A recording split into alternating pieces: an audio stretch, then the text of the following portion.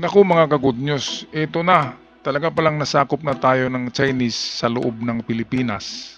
Dahil napakarami na palang mga peking Pilipino ngunit mga Chinese na narito sa Pilipinas. Well, ito ngayon ang ulat ay merong 200 Chinese nationals na kumukuha ng mga peking birth certificate sa Davao del Sur. Bakit nga ba sa Davao ang takbuhan? Sa Davao ang labasan ng mga sumisibat na galing sa Pugo, sa Davao din ang kanilang pasok dito sa Pilipinas.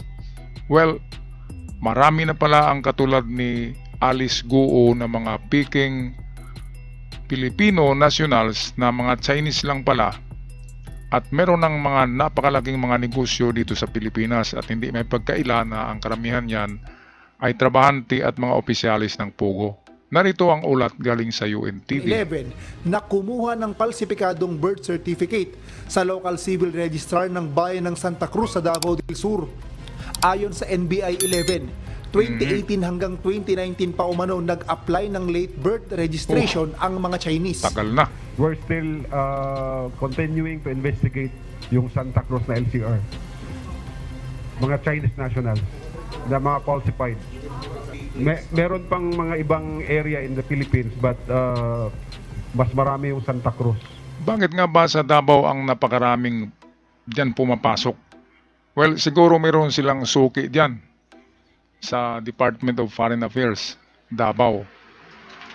At hindi lang yan, merong nagpapalusot sa kanila, at hindi lang yan, merong padrino. Of course, alam niyo na kung sino.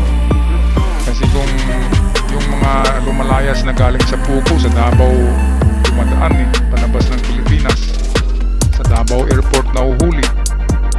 Kaya eto ngayon, 200 Chinese nationals kumukuha pala ng birth certificate na falsifikado sa Davao del Sur. At meron ng mga negosyo na ito palang mga insik dyan na ang masama dyan ay gumagamit sila ng mga pangalan natin na mga existing Filipinos.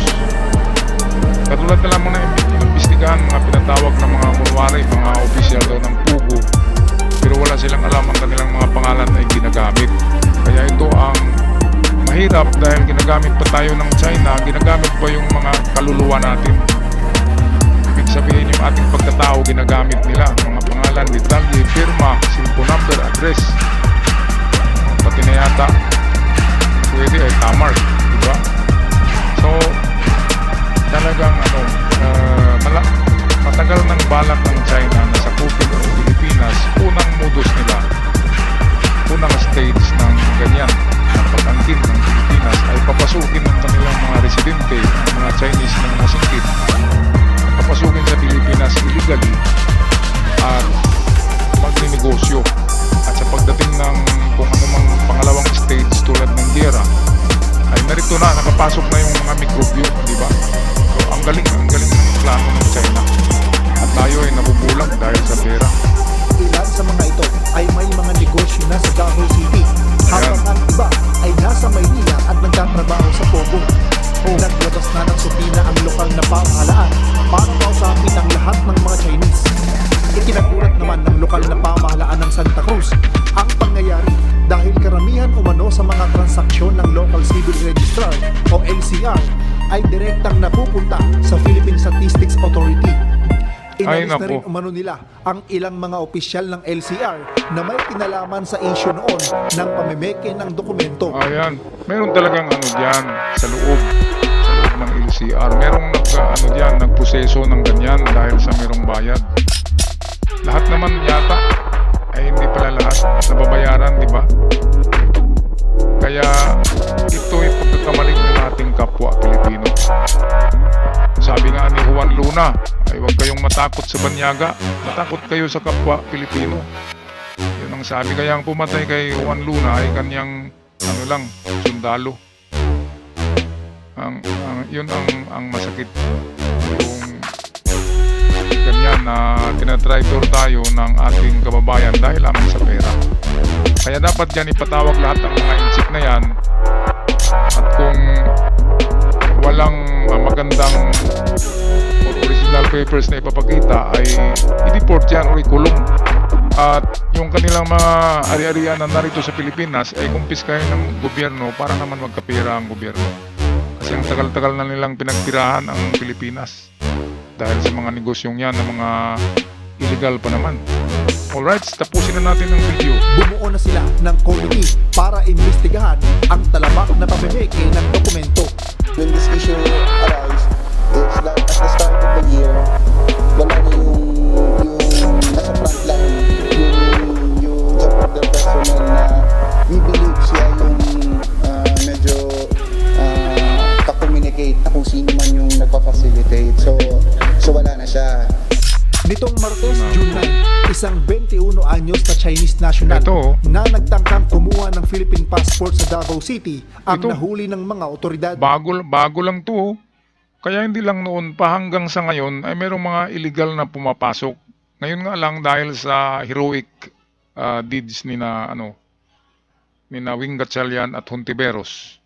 Kung wala ang dalawang yan ay hindi mabubulgar ang ang sindikato na ito ng mga Chinese.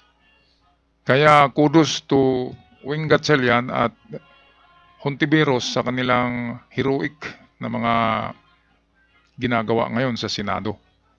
At sa iba pang Senado diyan, senador at sa iba pang senador na nakaupo lang at sa iba pang senador na nagpapugi lang at sa iba pang senador na hindi umaattend. Alright, sana magtrabaho kayo kasi sinusweldo sa inyo ay pera ng mga taxpayers ng mamamayan ninyo natin. Okay, so eto, huling-huli itong hindi marunong magsalita ng kahit isang Tagalog. Kaya bagong-bago pa lang ito pumasok.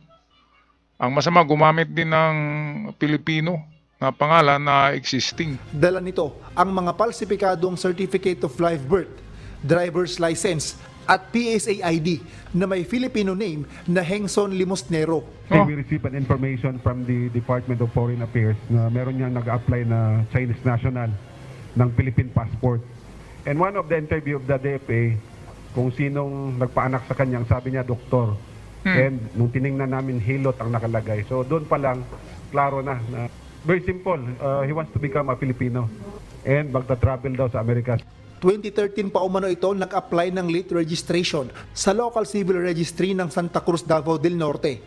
Pero Grabe. nagtataka ang DFA at NBI na hindi ito marunong magsalita ng Bisaya or Tagalog. Ang tagal na palang nagpo-process ito sila at ngayon lang nakarating dito. Kaya meron talagang sabi nga kanina, yung nandoon daw sa desk na nagpa-process niyan ay wala na, nag-resign na dahil mayaman na. Milyonaryo na siguro. Dahil ang daming pinapalusot niya, diyan lang sa Davao ang dami. Isa ibang lugar pa, di ba? Kaya ito, booking na sila ngayon at dapat istriktuhin ang ang Department of Foreign Affairs at saka diyan sa National Statistics Office, yung mga nagpa-process ng mga birth certificate. Dapat diyan palitan na yung mga diyan Palitan muna para hindi na makapapalusot pa. Okay, so ito, balikan natin ang ulat ng UNTV. At kaunting English lamang. Kahit sinabi nitong dito umano siya nag-aaral sa Davao City. Batay na rin sa investigasyon ng NBI, napatunayang Chinese national ito. Inamin naman ng suspect na taga Fujian, China siya. May Naku. Chinese passport at 10 taon na sa Pilipinas. Fujian, yun yung lugar ni Alice Guo at yun din yung lugar ng maraming membro ng Fujian Gang. At yung mga nagmamanage sa Pugo ay galing sa Fujian Gang. O tinatawag na triad. Kaya baka ito, membro din ito. Kaya ito, nagkabukingan na. Dapat yan ikulong mo yan tapos ipatubos yan. Kasi kung i-deport lang yan ay babalik din yan. At yung mga ari-arian yan kumpiskahin, bigay sa gobyerno. Okay, at dito na lang tayo magtapos mga ka-good news.